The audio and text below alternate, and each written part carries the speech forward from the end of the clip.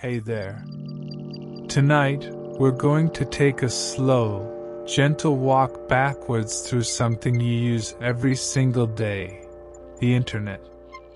We'll start right where you are now, and gradually, quietly, peel back each layer until we reach the very beginning. No rush.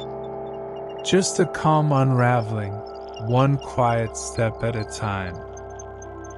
Right now, at this very moment, you are connected to something. It's invisible, and it's everywhere, and most of the time you don't think about it at all. You open a page, and words appear. You tap a button, and music starts. You send a message, and someone on the other side of the world receives it in seconds. It all happens so smoothly, so automatically, that the machinery behind it becomes a kind of background hum, something you feel rather than notice. Like the sound of a refrigerator or the low vibration of a heating system settling into the walls of a house. You don't think about how it works. You just know that it does. And that automatic trust is actually quite a remarkable thing when you sit with it for a moment. But let's take that one step back. Let's start undoing things, slowly, layer by layer, the way you might slowly remove pages from a very old book, careful not to tear anything, careful to notice the texture of each one before setting it down. We're not going to rush. There's no particular destination we need to reach quickly.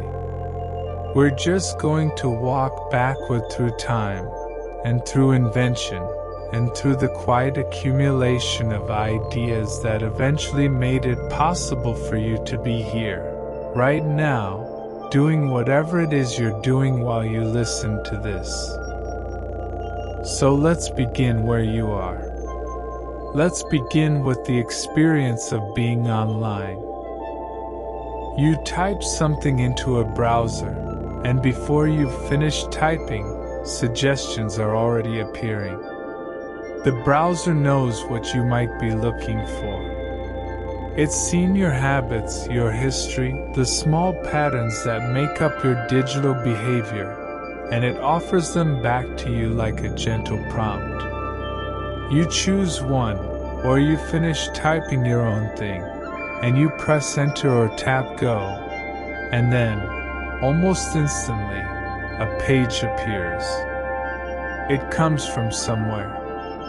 It lives somewhere. It was built by someone, or by many people, or increasingly by systems that generated in response to your specific request. But wherever it came from, it arrived. That arrival, that instantaneous appearance of content in front of you, is the surface layer. It's the thing you see. And beneath it is an enormous amount of activity that you almost never have to think about. If we step back just slightly from that experience, we arrive at the browser itself. The browser is the window through which you see the internet. It's a piece of software, usually something like Chrome or Firefox or Safari or Edge, and its job is to take a request that you make, a web address, a search, a click, and to go out and find what you're looking for, fetch it from wherever it lives, and then render it, which means translate the raw code into the visual thing you see on your screen. Rendering is an interesting word. It suggests transformation. You take something in one form and produce it in another. A chef renders fat from meat. A filmmaker renders footage into a finished scene. A browser renders code into a page. It's the same idea, taking raw material and making it into something you can actually use. The browser does this using a set of instructions called HTML, which stands for Hypertext Markup Language. HTML is the basic language of the web. It tells the browser what to show you. Here is a heading, here is a paragraph, here is an image, here is a link. And alongside HTML, there is usually CSS, which stands for Cascading Style Sheets. And this tells the browser how to show it to you.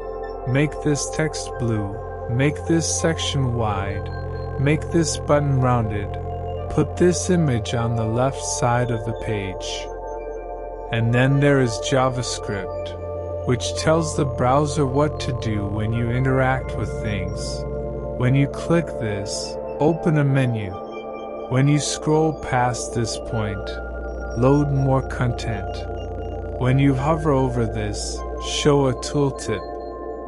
These three things together, HTML, CSS, and JavaScript, are what most of the web is built from, at least on the surface. They are the materials that pages are made of, the way buildings are made of concrete and steel and glass. Even though the experience of being inside a building doesn't feel like any of those things at all. If we step back a little further from the browser and the languages it speaks, we arrive at the idea of the web page itself. Not the browser, not the rendering, but the actual thing that lives somewhere and gets sent to you when you ask for it. A web page is a file, or a collection of files, that sits on a computer somewhere in the world. Not your computer. A different computer. A computer that is almost certainly in a building you've never visited. Possibly in a country you've never been to. Possibly in a city whose name you don't know. This computer is called a server, because its job is to serve things, to receive requests and respond to them, to hand things over, to be perpetually available and perpetually ready to share what it has. A server is a patient thing. It waits. It receives. It responds. It doesn't get tired of this. When you type a web address into a browser, something like www.something.com, your browser needs to find the server that holds the files for that address. And it does this through a system called DNS, which stands for Domain Name System. DNS is often described as the Internet's phone book, which is a slightly outdated analogy since most people under a certain age have never used a phone book, but the idea is still useful. A phone book takes a name, a human-readable thing, and gives you a number, a machine-readable thing. DNS does the same for the Internet. It takes a domain name, which is the human-readable address like www.something.com, and it translates it into an IP address, which is the numerical address that actually identifies where a particular computer is on the network. IP addresses are strings of numbers, and they look something like 192.168.0.1. Though real Internet addresses are often longer and more complex than that. The point is that humans are good at remembering names, and machines are good at working with numbers, and DNS is the layer that makes it possible for both to be happy at once. If we step back a little further, past the DNS lookup, past the translation from name to number, We arrive at the moment when your browser actually makes contact with the server. This contact happens through something called a protocol, which is just a formal word for a set of agreed upon rules. When two things want to communicate with each other, two computers, two humans, two countries, they need to agree on how to do it. They need a shared language, or at least a shared set of conventions. A protocol is that shared set of conventions. The protocol that governs most of the web is called HTTP, which stands for Hypertext Transfer Protocol, or more commonly now HTTPS, where the S stands for secure. HTTP is the language in which your browser and a web server talk to each other. Your browser says, in effect, "I would like this page, please." And the server responds, "Here it is. And here is some information about it. And here is its status. And here is what format it's in." And your browser says, "Thank you," and begins rendering it. The HTTPS version adds a layer of encryption, which means the conversation between your browser and the server is scrambled in a way that makes it very difficult for anyone else who might be listening to understand what's being said. This matters because the internet is a shared space, and information traveling across it passes through many different points along the way. And not all of those points are controlled by people or organizations you would necessarily trust. Encryption is the envelope, the sealed letter, the coded message that makes it possible to say private things in a public place. If we go back even further, past the protocols, past the moment of contact between your device and a server, we arrive at the infrastructure that makes contact possible in the first place. The physical, material, often invisible infrastructure of the internet. The wires, the cables, the signals, the actual, tangible stuff that carries information from one place to another.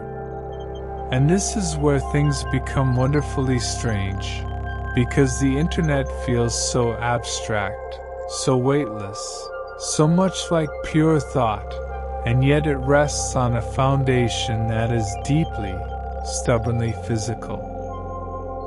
Information, when it travels across the internet, travels as light or as electricity. If it's traveling through a fiber optic cable, it travels as pulses of light, incredibly fast, bouncing through glass fibers thinner than a human hair. If it's traveling through a copper wire or a coaxial cable, it travels as electrical signals, changes in voltage that encode the ones and zeros of digital information. And if it's traveling through the air, as it does when you're connected to Wi-Fi or using mobile data, it travels as radio waves, which are a form of electromagnetic radiation, related to the same family of phenomena as visible light and X-rays, just at different frequencies. All of this physical infrastructure, the cables buried under oceans, the towers on hilltops, the wires strung between buildings, the satellite dishes pointed at the sky, all of it exists for one purpose: to carry signals from one place to another. And the internet, at its most fundamental physical level, is simply a very large and very complex network of these signal-carrying paths, interconnected in ways that allow a signal to find its way from any point to any other point, even if the most direct route is blocked or congested. If we step back a little further from the physical infrastructure, we arrive at the idea of the packet. The packet is one of the most important concepts in the history of the internet, and it's worth sitting with for a moment. When you send information across the internet, whether you're loading a page or sending an email or streaming a video, that information doesn't travel as one continuous stream. It gets broken up into small pieces, each piece labeled with information about where it came from and where it's going, and these pieces are sent independently across the network, each one potentially taking a different route, and then reassembled at the other end into the original thing. These small pieces are called packets. The genius of packets is that they make the network incredibly robust and efficient. If one route is congested or broken, a packet can simply take a different route. Different packets from the same message can travel through different parts of the network simultaneously and still arrive at their destination and be reassembled in the right order. It's a bit like if you wanted to send a long letter to someone, and instead of sending the whole letter at once in one envelope, you cut it into 50 pieces and sent each piece in its own envelope by a different postal route, and the person on the other end received all 50 envelopes and reassembled them. It sounds complicated, but for computers, this kind of reassembly is trivially fast, and the benefits in terms of network efficiency and resilience are enormous. At an earlier stage, before packets existed as the standard way of moving data, networks worked differently. There was an older model called circuit switching, which is the model that the telephone network was built on. In circuit switching, when you make a call, a dedicated circuit, a dedicated path, is established between you and the person you're calling, and that circuit remains open and reserved for your conversation for its entire duration. Nobody else can use that circuit while you're talking. It's like reserving a private road just for your journey. This is fine for a telephone call, where you know roughly how long the call will be and how much bandwidth you need. But for data communication, where traffic is irregular and bursty and unpredictable, it's inefficient. Packet switching, where the network is shared and data is broken into independently routed pieces, was a fundamentally different way of thinking about how networks should work, and it turned out to be far better suited to the kind of communication that the internet enables. If we go back even further, past the idea of packet switching itself, we arrive at the people who came up with it. And here the story becomes a story about a particular period in history, a particular set of concerns, and a particular way of thinking about resilience and redundancy that was very much shaped by the world of the late 1950s and early 1960s. This was the Cold War era. This was a time when the governments of large countries were thinking very seriously about what would happen to their communication infrastructure if they were attacked.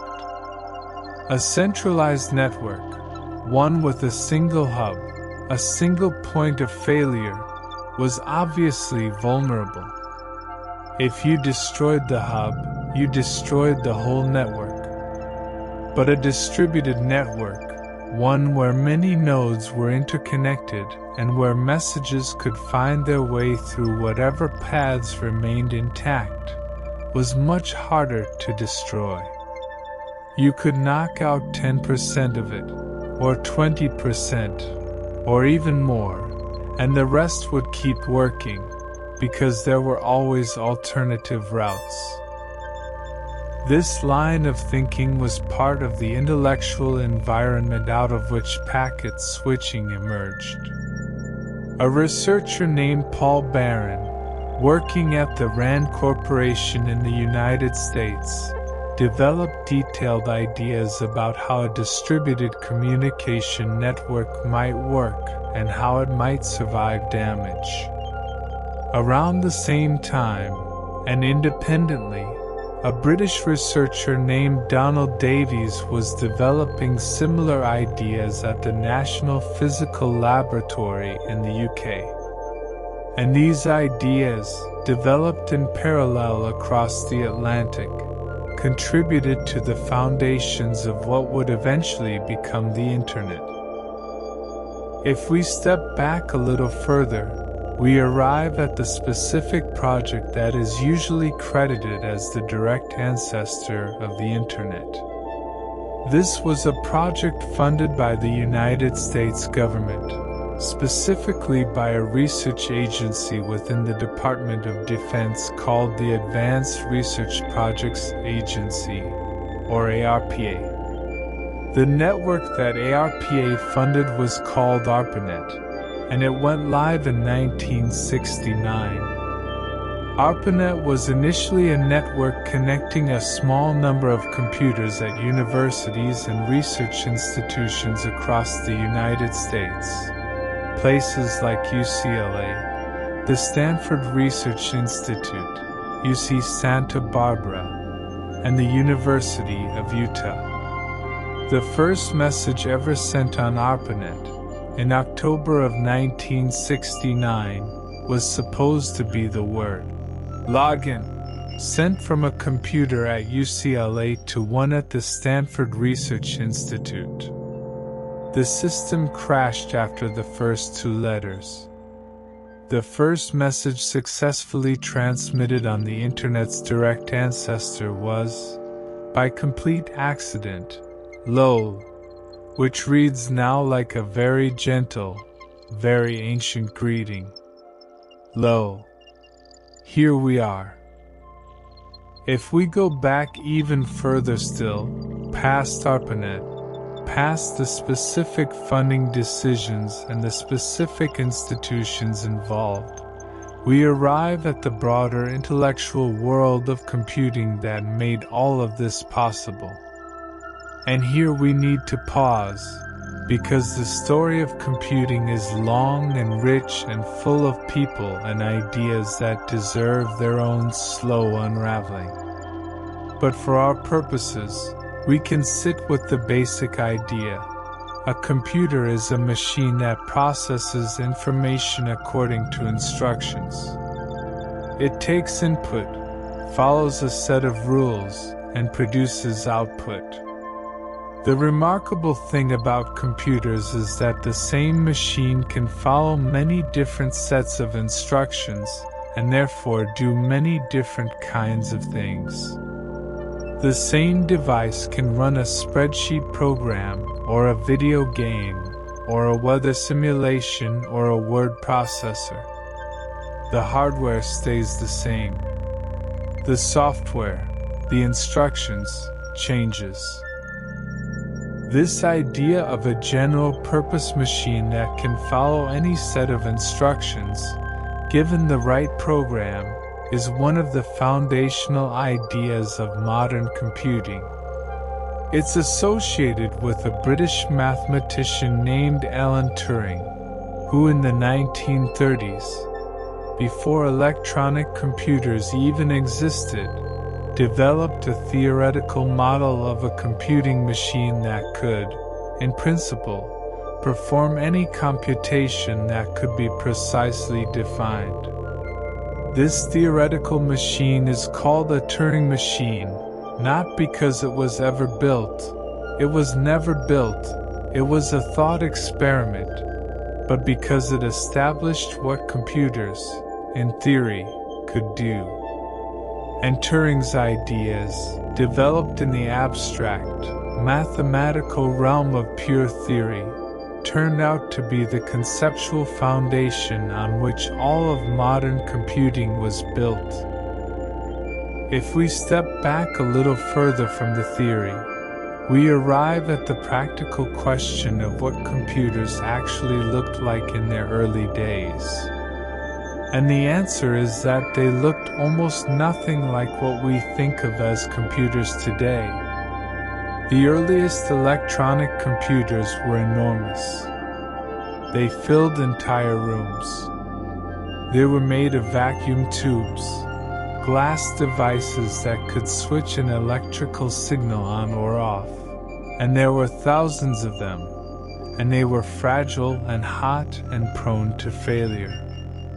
One of the first large-scale electronic computers, built in the 1940s, weighed about 30 tons and occupied a room roughly the size of a large apartment. It could perform a few thousand calculations per second, which sounds impressive until you compare it to a modern smartphone, which performs billions of operations per second and fits in your pocket.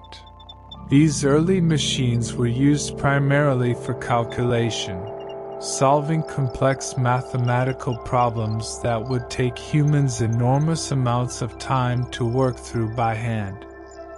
They were used for scientific research, for military calculations, for statistical analysis of large datasets.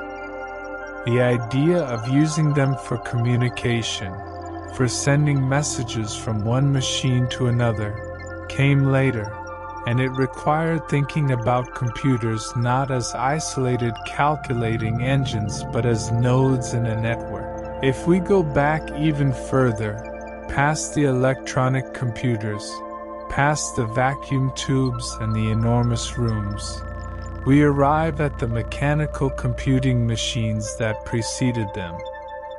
And before that, at the mathematical ideas that made the whole concept of computing possible. This is a deeper layer still, and it takes us into the work of 19th century mathematicians and engineers who were thinking about what it might mean to automate calculation, to build a machine that could do arithmetic without human intervention. A British mathematician and engineer named Charles Babbage spent much of the 19th century designing two such machines. The first, which he called the difference engine, was designed to calculate and print mathematical tables, tables of logarithms, trigonometric functions, and similar things that were used extensively by scientists, navigators, and engineers. The second, which he called the analytical engine, was a far more ambitious design, a general-purpose mechanical computer that could, in principle, perform any calculation, given the right program fed to it on punch cards. Babbage never finished either machine.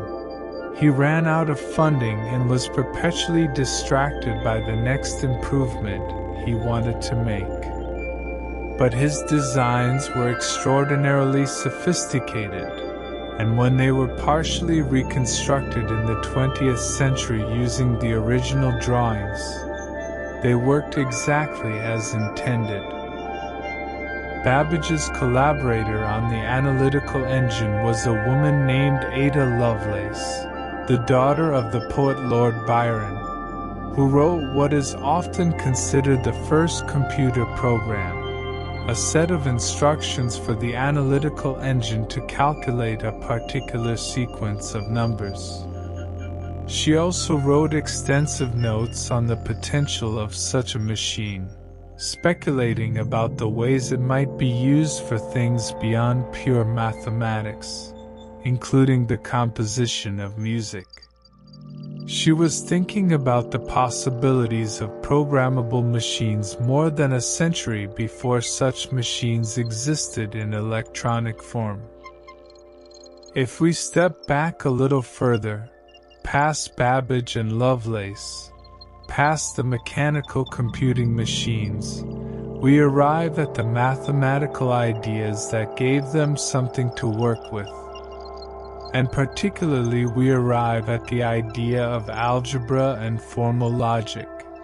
The notion that you could represent statements about the world using symbols, and manipulate those symbols according to strict rules, and derive conclusions that were guaranteed to be correct if your premises were correct. This is a very old idea. In one sense, it goes back to ancient Greece, to Aristotle's logic, to the study of how valid arguments are structured. But in the 19th century, mathematicians began to develop much more formal and powerful versions of these ideas, and these formal systems turned out to be exactly what was needed to think clearly about computation. A British mathematician named George Boole developed what is now called Boolean algebra, a formal system for representing logical statements as mathematical expressions and manipulating them according to algebraic rules. In Boolean algebra, statements are either true or false, and they can be combined using operations like and, or, and not. These operations follow precise rules, and by applying those rules systematically, you can derive the truth or falsity of complex statements from simpler ones. This sounds abstract, but it turns out to have an extraordinarily concrete application: electronic circuits. Because a circuit can be either on or off, it carries current, or it doesn't, it naturally represents a true-false, 1-0 kind of logic. And by connecting circuits together in ways that implement and, or, and not operations, you can build circuits that perform logical operations. And from logical operations, you can build arithmetic. And from arithmetic, you can build all of computing. The connection between Boolean algebra and electronic circuits was made explicit by Claude Shannon in his 1937 master's thesis, which is often described as one of the most important master's theses ever written. Shannon showed that any logical function could be implemented as an electrical circuit, and that the mathematical tools of Boolean algebra could be directly applied to the design of circuits. This insight was the foundation of digital electronics, the field that eventually produced transistors, microchips, computers, and everything that followed. If we go back even further, past Shannon, past Boolean algebra, past the formal logic of the 19th century, we arrive at an even deeper layer: the development of mathematics itself as a formal discipline, and particularly the long, slow refinement of the idea that certain kinds of reasoning could be made completely precise and reliable. This takes us back through centuries of mathematical history, through the work of people who were not thinking about computers at all, who were thinking about geometry and number theory and the nature of infinity, but whose ideas eventually found their way into the conceptual foundations of computing. And if we trace one particular thread backward from computing, we find ourselves arriving at the concept of the algorithm, the idea of a precisely defined sequence of steps for solving a problem. The word algorithm comes from the name of a 9th century Persian mathematician named Muhammad ibn Musa al-Khwarizmi, who wrote a book on algebra that was enormously influential in the medieval Islamic world and through Latin translations, in medieval Europe as well. The word algebra itself comes from the title of that book. and the word algorithm is a Latinization of al-Khwarizmi's name. So the very concept of a step-by-step computational procedure carries, embedded in the word we use for it, the name of a man who lived over 1,000 years ago and was thinking about something quite different, about how to solve equations systematically, about how to move from a problem to its solution through a series of defined steps. This is the kind of layering that the history of the Internet represents, and that we've been gently tracing backward together. Each layer rests on something beneath it. Each technology assumes the existence of something that came before. And when you follow the thread far enough back, you find yourself in a world that looks nothing like the one you started in, among people who had no idea that what they were working on would eventually become part of the infrastructure of a global communication network. If we step back a little further from the conceptual history and return to the more recent physical history of the Internet, we can trace the development of the network itself through the 1970s and 1980s, as it slowly grew from a small cluster of university computers into something larger. In the years after ARPANET went live, more and more institutions connected to it.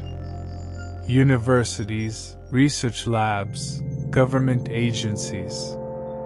The network expanded, and as it expanded, the question of how different networks should talk to each other became increasingly important.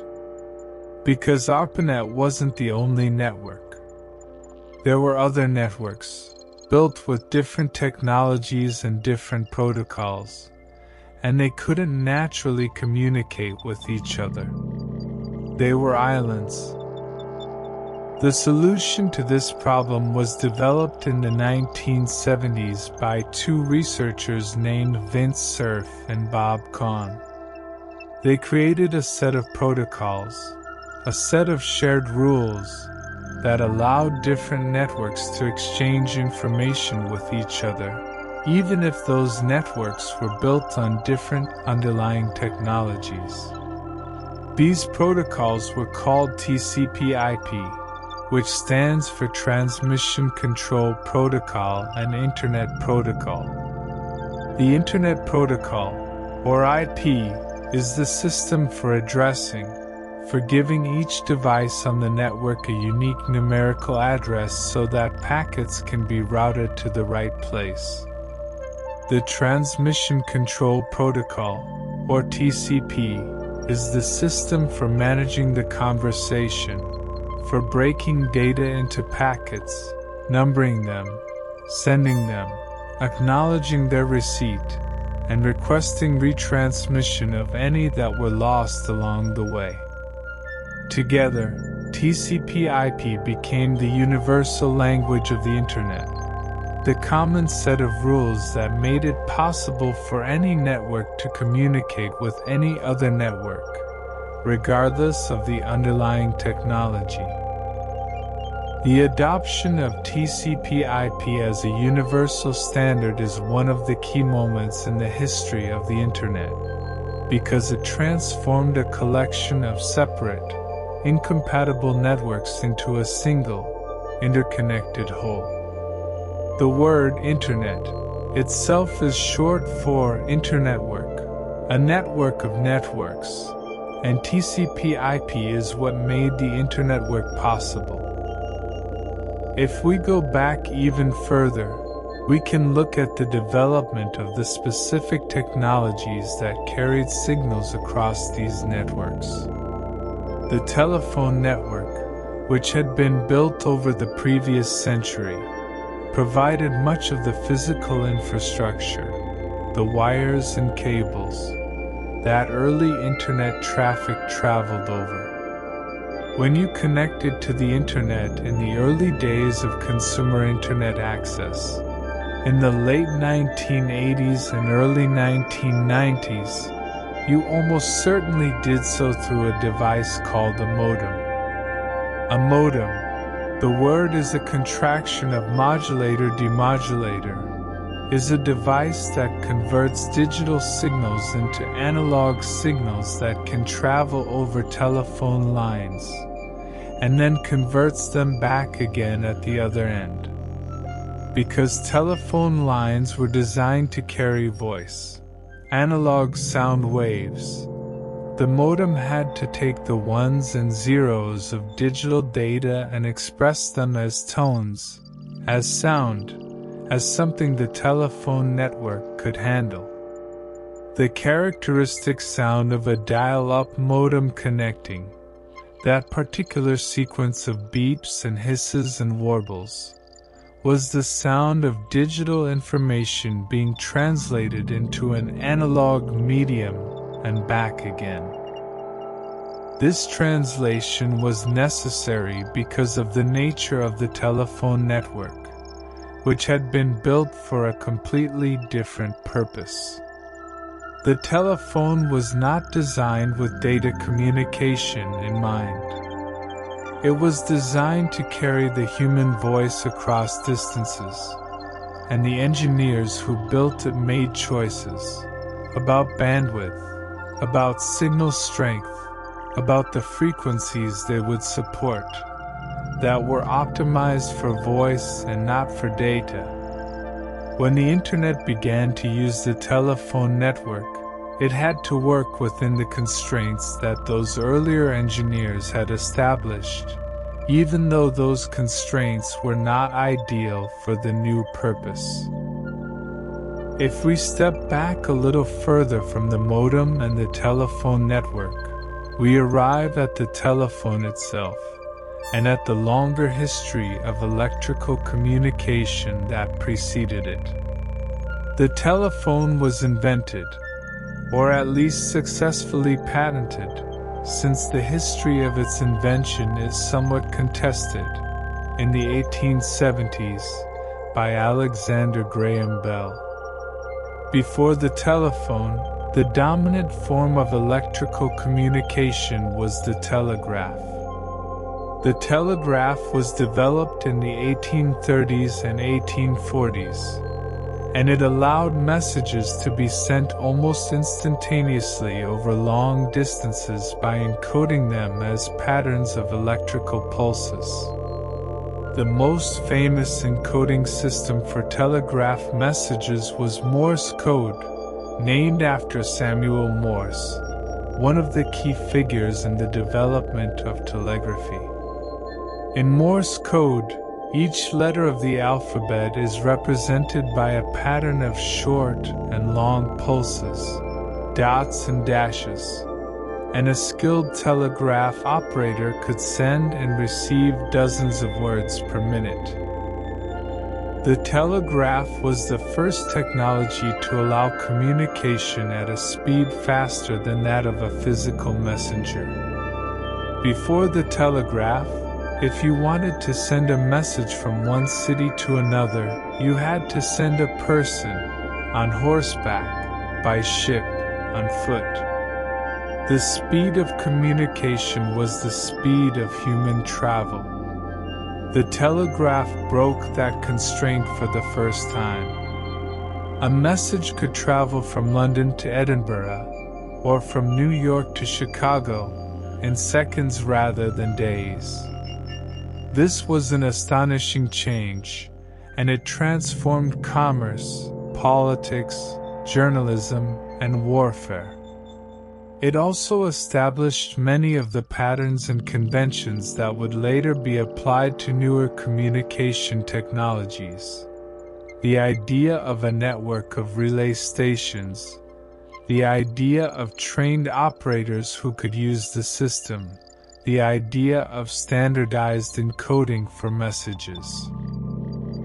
If we go back even further, past the telegraph, past electrical communication entirely, we arrive at optical communication, the use of light to send messages over distances. In the late 18th and early 19th centuries, Before electricity was harnessed for communication, there were semaphore systems, networks of towers, each in sight of the next, where operators would use mechanical arms or flags to signal messages from tower to tower. These systems could send messages across hundreds of miles in a matter of minutes, which was remarkable for the time. France had an extensive semaphore network that allowed messages to travel between Paris and major provincial cities faster than any horse could carry them. The semaphore systems required clear weather, daylight, and skilled operators, and they could only carry a limited amount of information. But they established the basic model of a relay network. Information passed from one node to the next, each node within range of the next, the whole forming a chain that could carry signals across distances greater than any individual link. This relay model is still present in the Internet, where packets of data are passed from router to router across a network, each router forwarding the packet toward its destination. If we step back even further, past the semaphore systems, we arrive at a much older and more fundamental idea, the idea of using any kind of signal to communicate across a distance. Smoke signals, fire signals, drum rhythms, the ringing of bells. Human beings have been finding ways to communicate across distances for as long as they have been human. These are not technologies in the modern sense, but they share the same basic structure. A sender encodes a message in some kind of signal.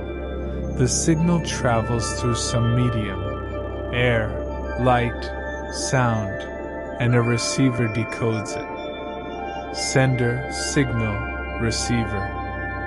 Encoding, transmission, decoding.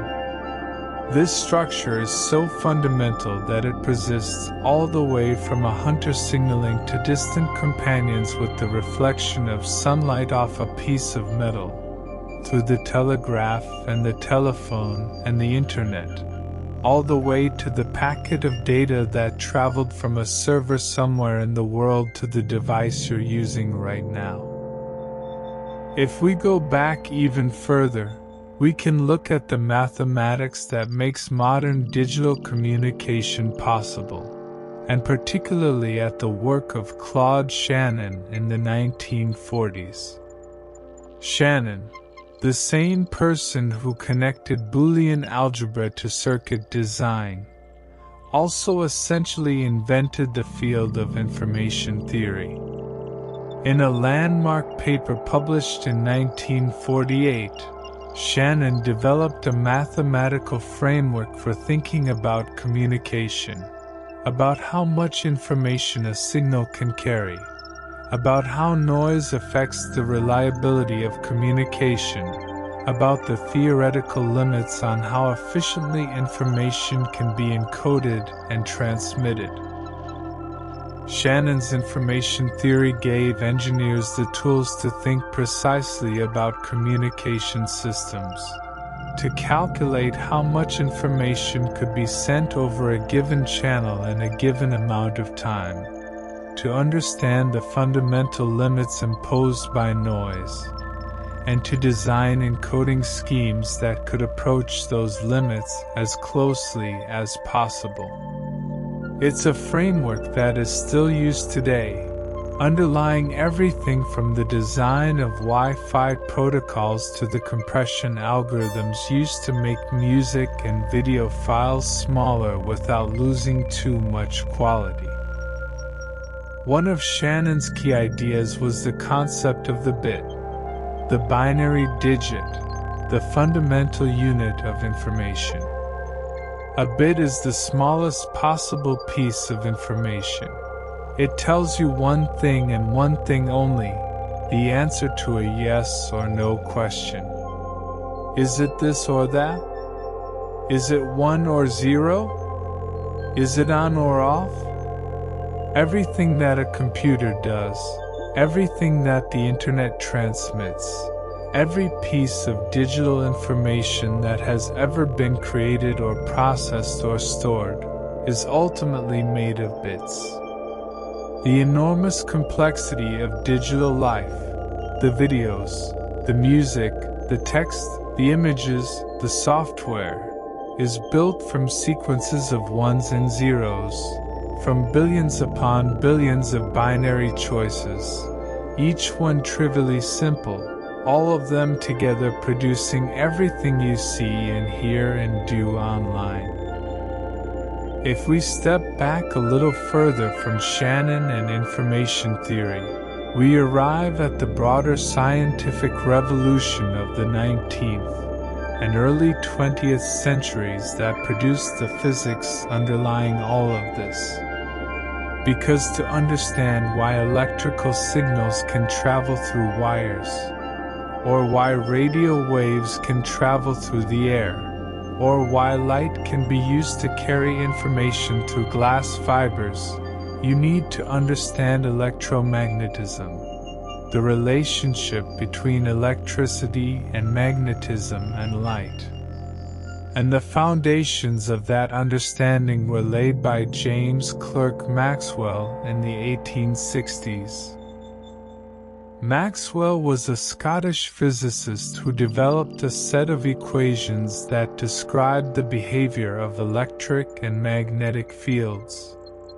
His equations showed that electricity and magnetism were not separate phenomena but aspects of a single unified force, electromagnetism, and that oscillating electric and magnetic fields could propagate through space as waves, at a speed that Maxwell calculated and found, to his surprise, to be exactly the speed of light. From this he concluded, correctly, that light itself was an electromagnetic wave. And from this it followed that there must be other electromagnetic waves at different frequencies that no one had yet discovered. Maxwell predicted the existence of radio waves decades before they were detected. His equations described a reality that experimental physics had not yet caught up to. This is one of the remarkable things about physics. Sometimes the mathematics gets there before the experiment. Maxwell's equations described radio waves before anyone knew radio waves existed. They described the possibility of wireless communication before anyone had figured out how to transmit a signal without wires. And when Guglielmo Marconi and others figured out how to generate and detect radio waves in the 1890s and early 1900s, they were essentially discovering something that Maxwell's equations had already implied, following a path that the mathematics had already mapped out. If we go back even further, past Maxwell, past the unified theory of electromagnetism, we arrive at the separate discoveries of electricity and magnetism that preceded it. The study of electricity goes back to ancient times. People observed static electricity, the way certain materials attracted or repelled others after being rubbed. But the systematic scientific study of electricity as a physical phenomenon began in the 18th century, with figures like Benjamin Franklin, who famously flew a kite in a thunderstorm to demonstrate that lightning was electrical in nature, and Alessandro Volta, who invented the first battery, and Luigi Galvani, who discovered that electricity could cause muscle contractions in dissected frogs. These early experiments established that electricity was a real, measurable, controllable phenomenon, and they opened the door to all of the electrical technology that followed. The discovery that electricity and magnetism were related, that a moving electric charge creates a magnetic field, and that a moving magnetic field creates an electric current, was made in the early 19th century by a series of researchers including Hans Christian Ørsted, André Marie Ampère, and Michael Faraday. Faraday in particular was a brilliant experimental physicist who discovered electromagnetic induction, the principle by which a changing magnetic field induces an electric current, and who invented the first electric motor and the first electric generator. Faraday had very little formal mathematical education, and he thought about electromagnetic phenomena in terms of lines of force, a kind of visual, geometric intuition rather than abstract equations. It was Maxwell who took Faraday's physical intuitions and translated them into the precise mathematical language of field equations. If we step back a little further from electromagnetism, we arrive at something that might seem like a strange digression but is actually deeply relevant: the development of glass and the science of optics. Because one of the most important physical components of the modern internet is the fiber optic cable, a cable made of extraordinarily pure glass, through which information travels as pulses of light, at nearly the speed of light, across distances of thousands of miles. The undersea cables that carry most of the internet traffic between continents are fiber optic cables, lying on the ocean floor, transmitting flashes of light that encode the ones and zeros of digital data. The use of glass fibers to guide light was first demonstrated in the 19th century, but it was in the 1960s and 1970s that researchers figured out how to make glass pure enough, and how to design the fiber geometry carefully enough that light could travel through it for useful distances without losing too much of its intensity. The critical breakthrough came with the development of very low-loss silica glass fibers, and with the invention of semiconductor lasers that could generate the right kind of light, coherent, precisely controlled, to send through those fibers. The physics underlying fiber optics is a phenomenon called total internal reflection. When light traveling through a dense medium like glass meets the boundary with a less dense medium like air at a shallow enough angle, it doesn't pass through, it bounces back. It's reflected completely. And in a fiber optic cable, the light bounces back and forth inside the glass core in exactly this way, guided along the length of the fiber, unable to escape, traveling from one end to the other while carrying its encoded information intact.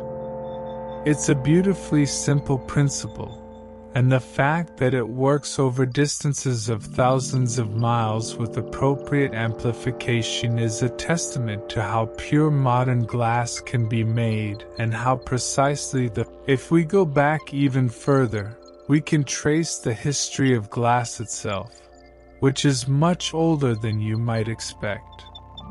Glass has been made by humans for thousands of years. Ancient Egyptian artifacts include glass beads and glass vessels from as far back as 3500 BC. The basic process of making glass involves heating silica, the same material as sand, to extremely high temperatures until it melts, and then cooling it in a controlled way. Early glass was often colored by impurities and was not particularly transparent. But over thousands of years, glassmakers learned to produce clearer and clearer glass, discovering which impurities caused which colors and how to avoid or remove them. The development of highly transparent glass was crucial for optics, for the making of lenses and prisms and mirrors that could manipulate light in precise ways. And the science of optics, the study of how light behaves, how it refracts when it passes from one medium to another, how it can be focused and bent and separated into its component colors, developed alongside the craft of glass-making in a long, slow conversation between theory and practice. The laws of refraction, the understanding of how lenses work, the discovery that white light is composed of all the colors of the spectrum. These were developed over centuries, with contributions from scientists in many different cultures, from Ibn al-Haytham in 11th century Baghdad to Snell and Descartes in 17th century Europe to Newton with his prism experiments in the 1660s. If we step back a little further from the physics and the materials science and return to the human history of the Internet, we need to talk about the World Wide Web, because the web and the Internet are not the same thing, and the distinction is worth making. The Internet is the infrastructure, the network of networks, the cables and routers and protocols that allow computers to communicate. The World Wide Web is a system built on top of the Internet, a way of organizing and accessing information using web pages, links, and browsers. The web is an application of the Internet, the way that email is an application of the Internet, or the way that video streaming is an application of the Internet. The Internet existed before the web. For about 20 years, people used the Internet for email, for file transfer, for remote access to computers, for discussion groups, but not for browsing web pages, because web pages didn't exist yet. The World Wide Web was invented in 1989 by a British physicist named Tim Berners-Lee, who was working at CERN, the European Particle Physics Laboratory near Geneva. Berners-Lee was trying to solve a specific problem. CERN was a large institution with many researchers, and information was constantly being created and then lost or forgotten as people moved on and projects ended. He wanted a system that would make it easy to create and share information in a way that was linked, where you could follow references from one document to another, where information could be organized not hierarchically but as a network of connections. The solution he proposed was a system of linked hypertext documents, documents that could contain links to other documents, so that you could navigate from one to another simply by following the links. He called this system the World Wide Web.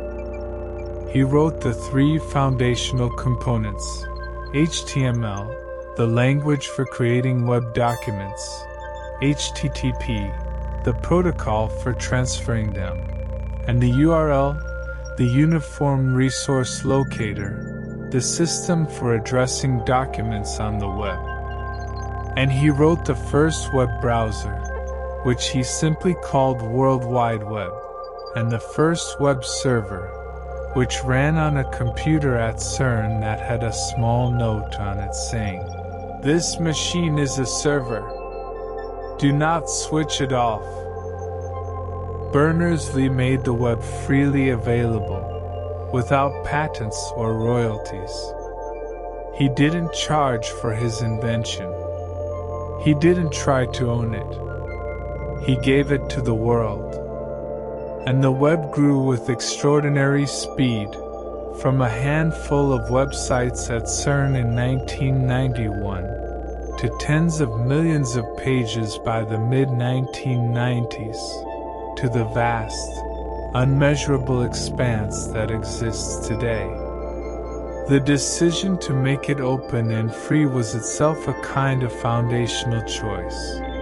A choice that shaped the entire character of the web that followed, for better and for worse.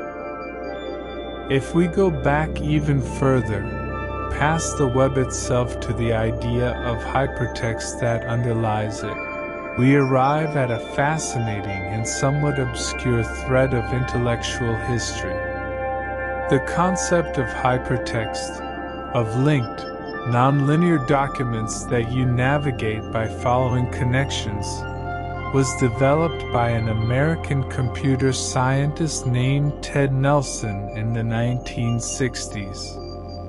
Nelson imagined a system he called Xanadu, in which all human knowledge would be stored in a vast, interconnected network of documents, each linked to every other document that it referenced or was referenced by, with no information ever lost and every connection preserved.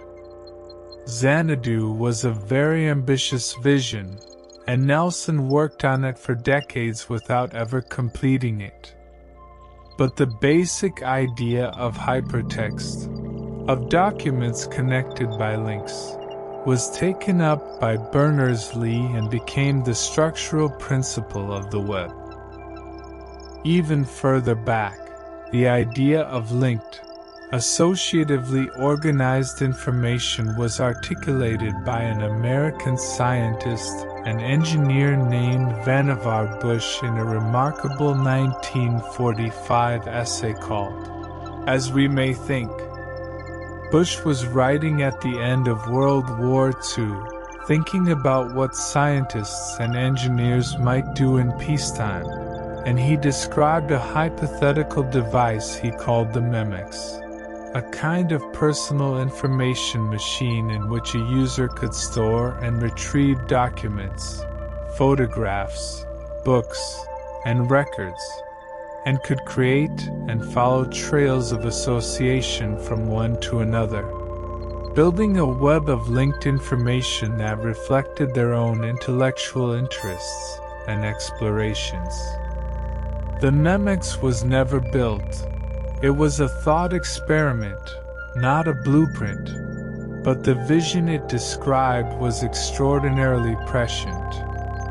Bush was imagining, in 1945, something that would not exist in practice until the World Wide Web, almost half a century later.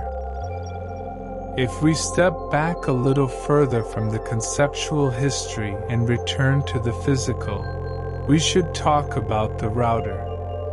Because without routers, the internet as we know it couldn't function. A router is a device that reads the address on an incoming packet of data and decides where to send it next. It's the decision maker in the network, the junction point, the crossroads. When a packet of data leaves your device and begins its journey across the internet, it passes through many routers, each one reading its destination address and forwarding it in the appropriate direction until it arrives at its destination. The routing is happening constantly, automatically, without any human intervention, guided by algorithms that calculate the most efficient path through the network given current conditions. The algorithms that routers use to find paths through the network are based on ideas from graph theory and network mathematics. A network of routers can be represented as a mathematical graph, a set of nodes connected by edges, and the problem of finding the optimal path from one node to another is a classical problem in mathematics. There are efficient algorithms for solving it, and routers use versions of these algorithms to maintain tables of information about which paths are available and how congested they are, updating those tables continuously as the state of the network changes. If we go back even further, we arrive at the development of graph theory itself, which began in a very different context. The field of graph theory is usually traced to a paper written by the mathematician Leonhard Euler in 1736, in which he solved, or rather proved to be unsolvable, a puzzle about the bridges of the city of Königsberg. The city of Königsberg, in what was then Prussia, was built on both banks of a river and on two islands in the middle of the river, and the various parts of the city were connected by 7 bridges. The puzzle was, could you walk through the city in such a way that you crossed each bridge exactly once? People had been wondering about this for years, and some had been convinced it was possible, and some had been convinced it wasn't.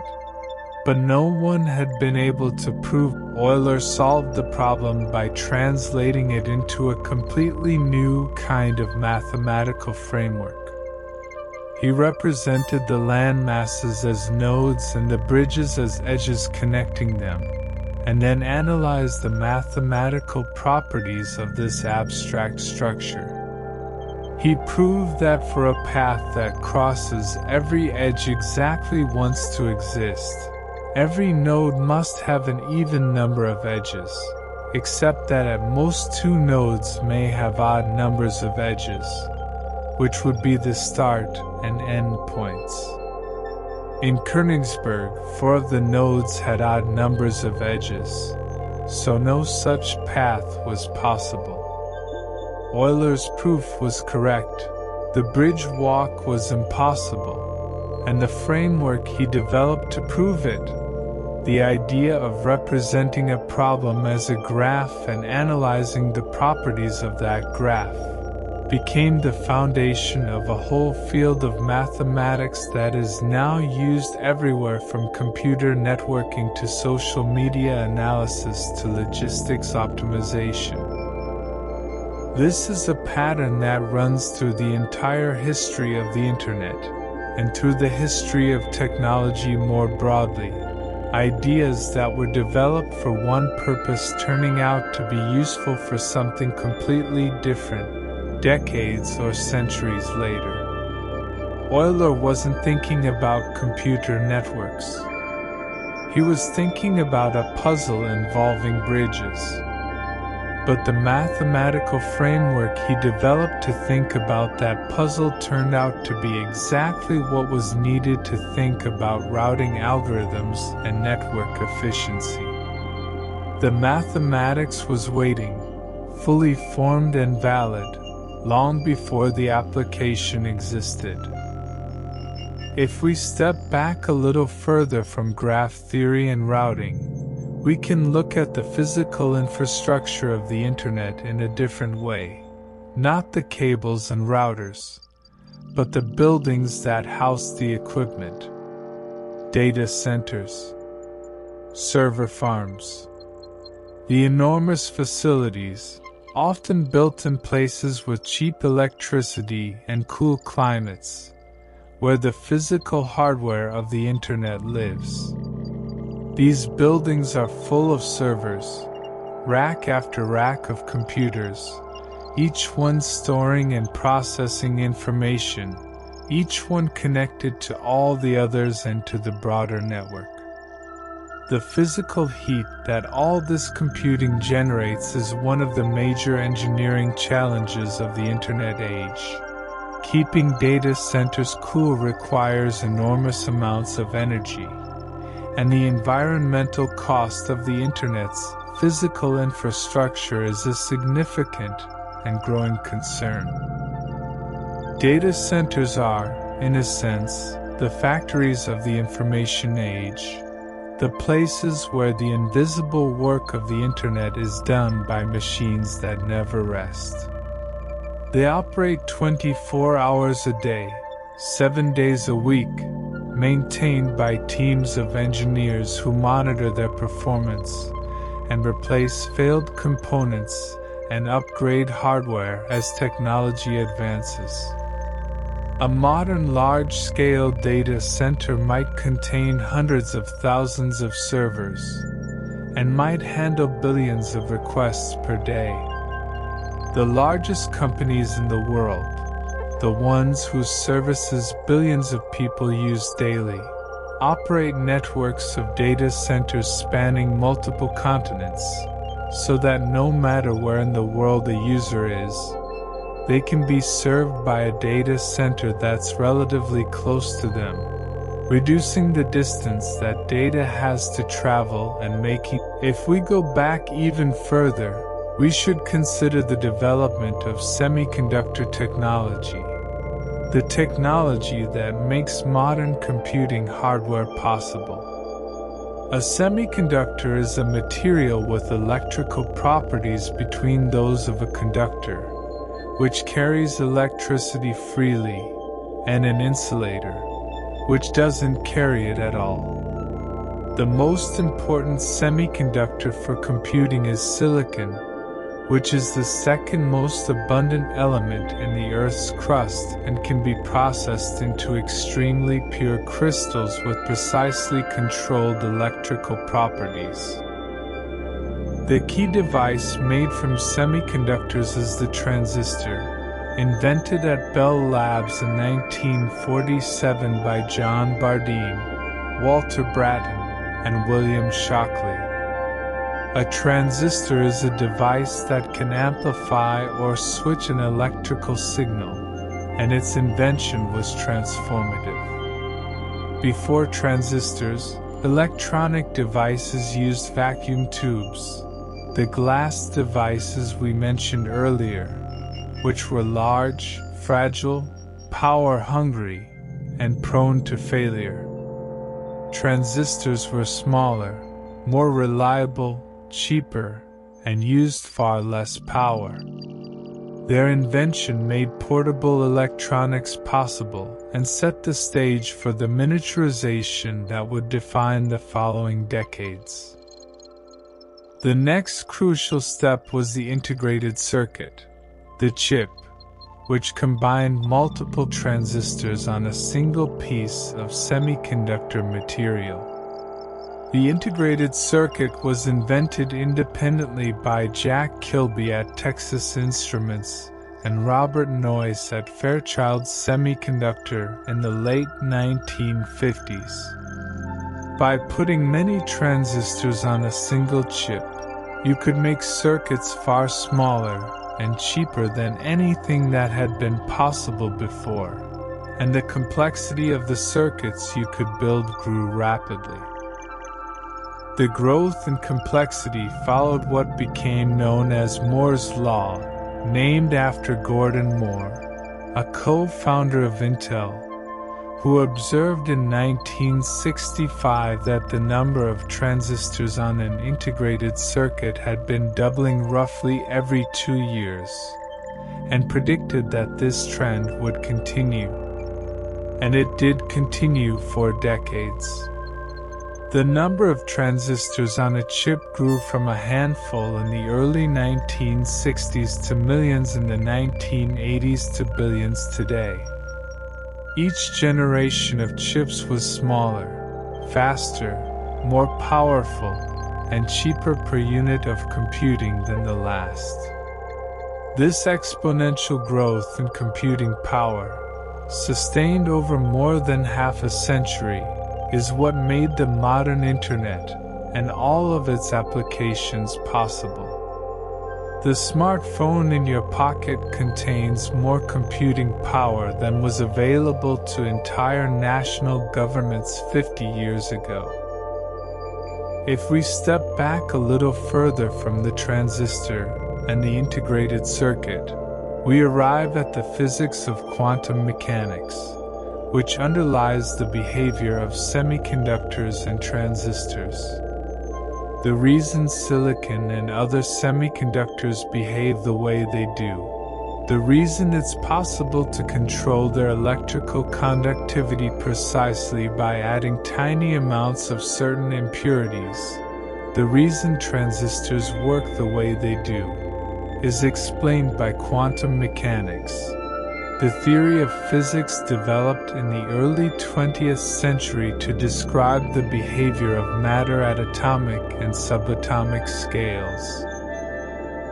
Quantum mechanics was developed in the 1920s and 1930s by a remarkable generation of physicists, including Niels Bohr, Werner Heisenberg, Owen Schrödinger, Max Born, Paul Dirac, and many others. It was a revolutionary departure from classical physics, proposing that energy comes in discrete packets called quanta, that particles have wave-like properties and can be in superpositions of multiple states at once, and that measurement fundamentally disturbs the system being measured. These ideas were strange and counterintuitive, and they were deeply uncomfortable for many physicists at the time, including Einstein, who never fully accepted the probabilistic interpretation of quantum mechanics. But the theory made extraordinarily precise and accurate predictions, and it was borne out by experiment after experiment.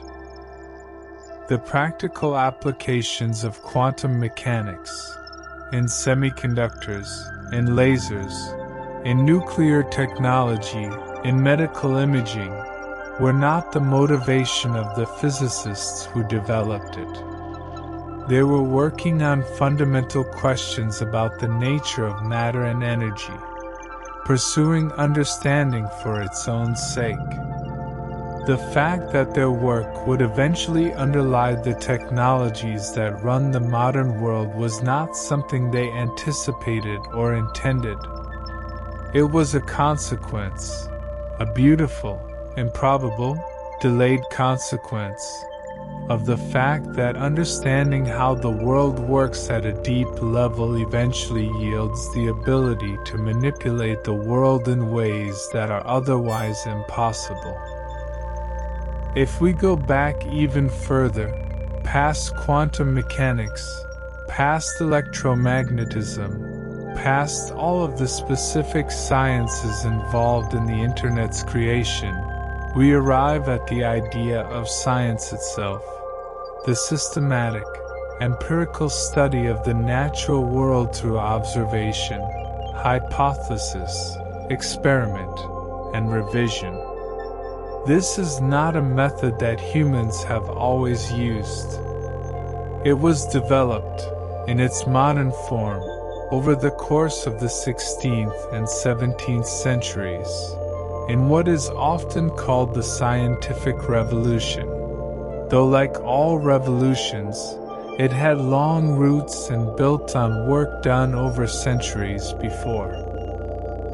Before the scientific revolution, understanding of the natural world was based primarily on ancient authorities, particularly the ancient Greeks, especially Aristotle, and on religious tradition.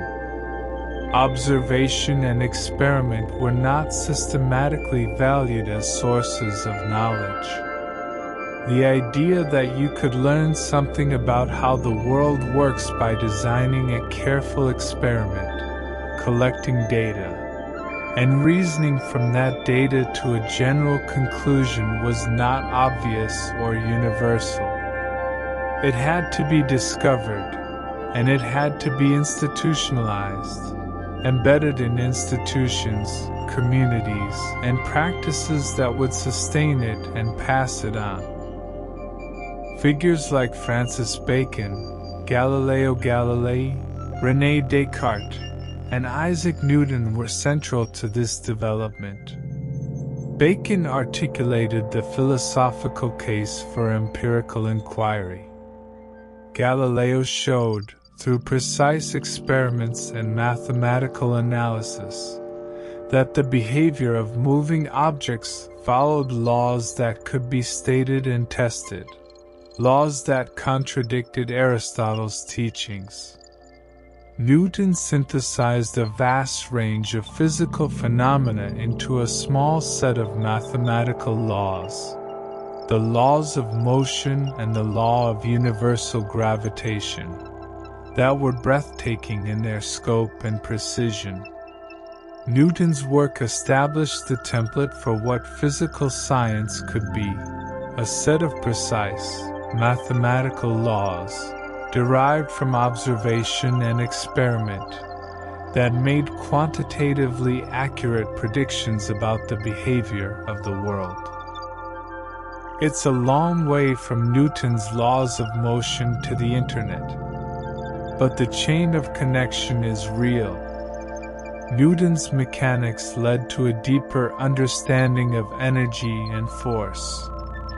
The study of energy and force, combined with the discovery of electromagnetism, led to the development of electrical technology.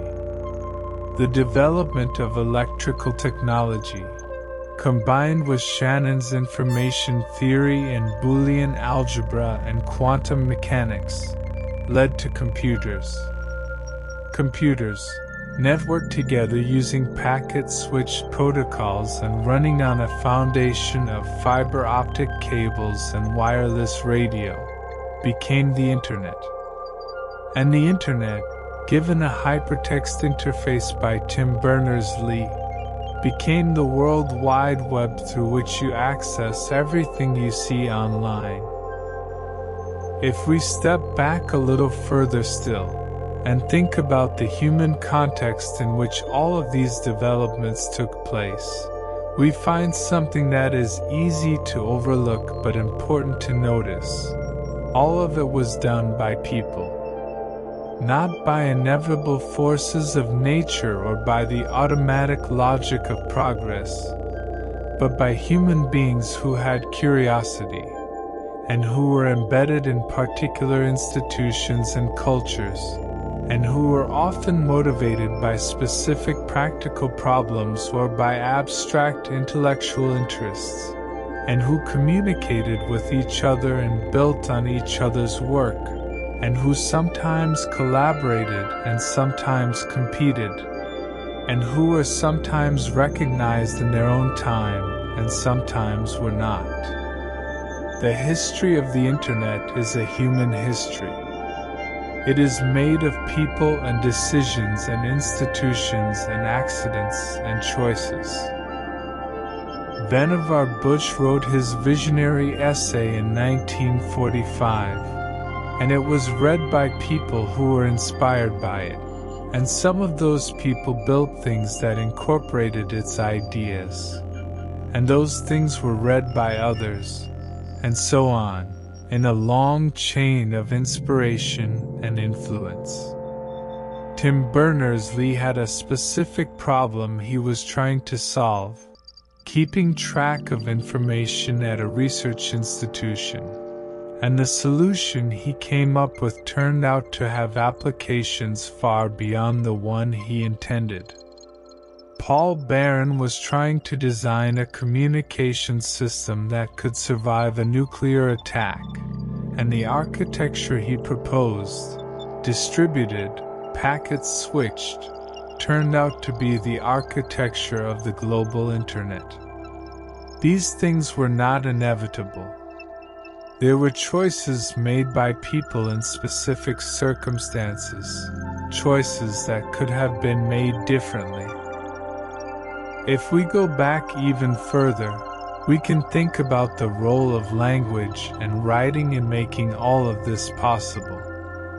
Because the Internet is, fundamentally, a communication technology, and communication depends on language, and language depends on the ability to represent meaning in some form that can be transmitted from one mind to another. The ability to write, to represent language in a persistent, shareable, reproducible form, is the foundation on which all of recorded human knowledge rests. Without writing, there is no accumulated science, no building on previous work across generations, no transmission of ideas from one century to the next. Writing was developed independently in several places: in Mesopotamia, in Egypt, in China, in Mesoamerica, and each writing system developed for practical purposes, keeping records, administering economies, managing agricultural production. The earliest written records are things like inventories and tax records, utterly prosaic, completely practical. But writing turned out to be capable of far more than record keeping. It could carry ideas across time and space, preserve knowledge against the fallibility of human memory, allow thinkers to engage with the thoughts of people who had died centuries before them.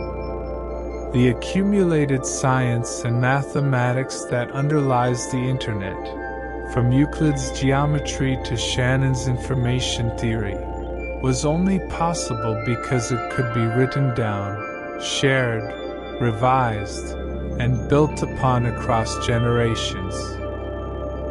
If we step back a little further from writing, we arrive at language itself, and here we approach a depth at which the pace of change slows almost to a stop. Human language, the capacity for symbolic, grammatical communication, is something we have had for tens of thousands of years, and perhaps much longer. It is the deepest layer of the technology we use to communicate. It is so fundamental that we rarely think of it as technology at all, but in a sense it is, a system of symbols and rules developed by human communities to allow the exchange of complex information, the coordination of behavior, and the accumulation of knowledge. The Internet, at its deepest level, rests on all of this. It rests on language because it carries language. It rests on writing because it emerged from a world that had been transformed by writing.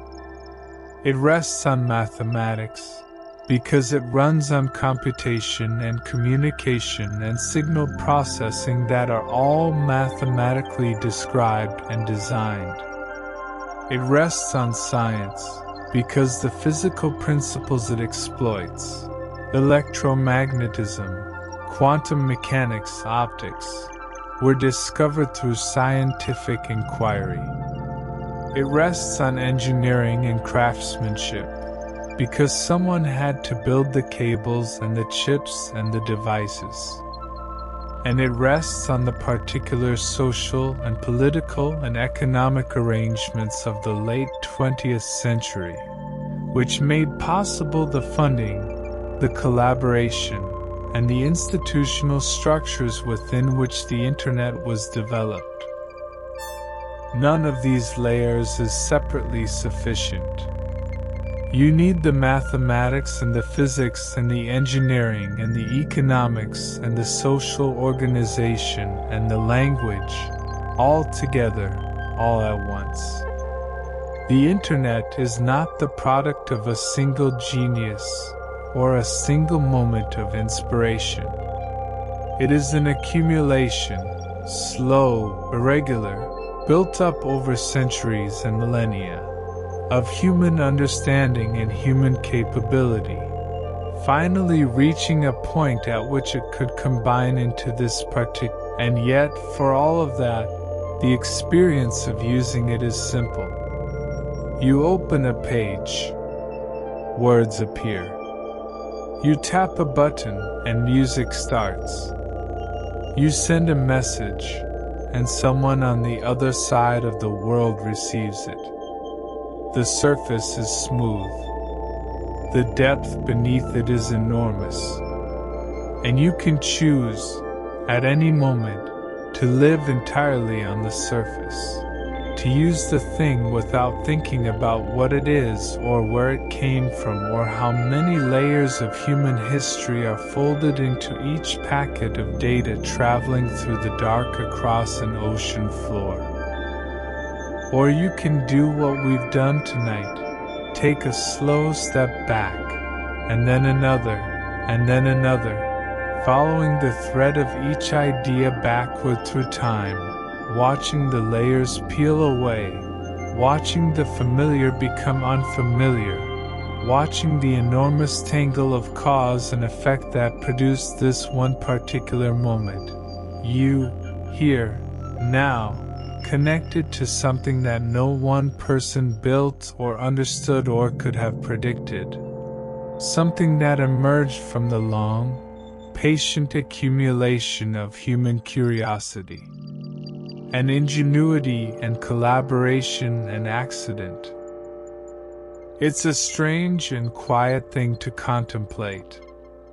All of that history, folded into an invisible signal, traveling at the speed of light, arriving in your hands, rendering itself as whatever it was you were looking for.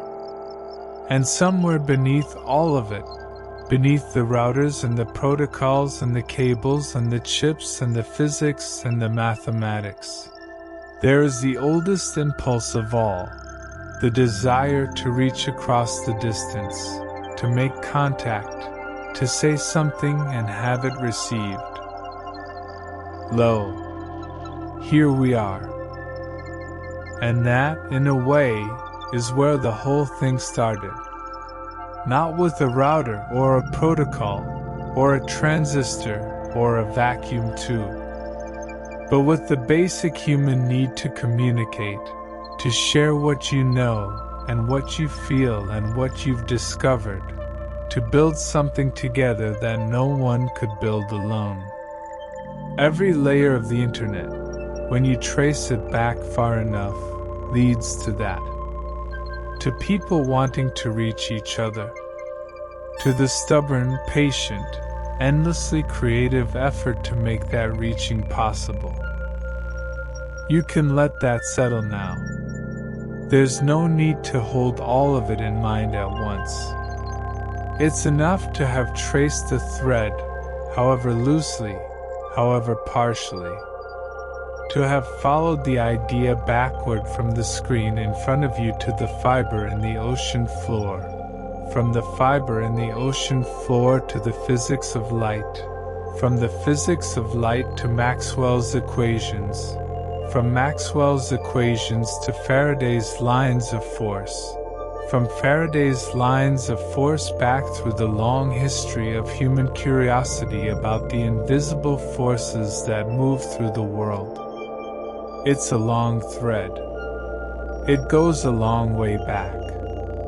And somewhere at its end, beyond where we can quite follow it, is the very beginning of the human practice of paying attention to the world and wondering how it works and trying to find out. That wondering is still here, still present in everything we use and build. It doesn't disappear just because the things it produced have become ordinary. The internet is ordinary now, the way fire was ordinary once people had learned to make it. But ordinary doesn't mean simple. It means familiar. And familiarity is a kind of gift. It lets you use things without always thinking about them, which frees you up to think about other things. But sometimes it's worth pausing and lifting a corner of the ordinary and looking at what's underneath. Just to remember that the world is deeper than it looks. That the things closest to us have the longest histories. That something as simple as the signal that carried this voice to you tonight is the product of thousands of years of human thought, and effort, and care. That's enough to carry with you into sleep. The world is deep. The history is long. And somehow, through all of it, something like connection became possible. Something like this: a voice, a signal, a small and quiet light in the dark, became possible. And here you are, at the end of a very long thread, resting.